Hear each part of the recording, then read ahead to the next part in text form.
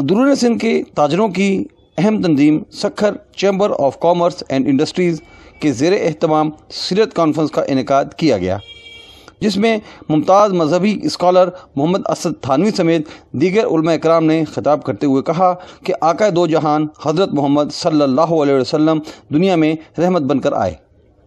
उनकी सीरत और अक़वाल हमारे लिए रहमत और उनके अहकामात पर अमल दरामद हमारे लिए बायस निजात हैं। ताजिर पेशा तबके का तो दीन से, सहाबा से, जनाब रसूलुल्लाह सल्लल्लाहु अलैहि वसल्लम से बहुत गहरा ताल्लुक़ है।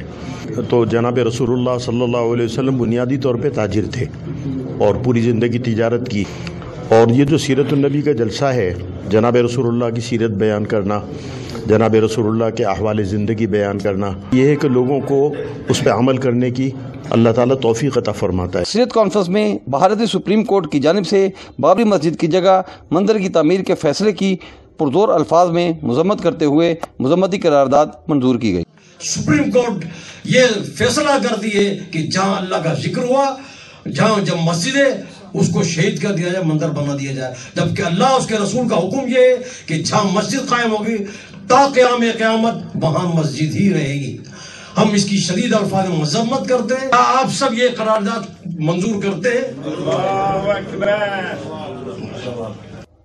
बाद मुल्क की तरक्की के लिए दुआएं की गई। सखर चैम्बर ऑफ कॉमर्स में सीरत-उन-नबी कॉन्फ्रेंस का इनेकाद इंतहाई खुश आइंद है।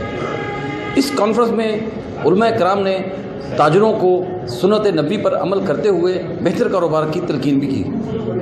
Malik Imran Shahid, Pakistan television news, Sukkur.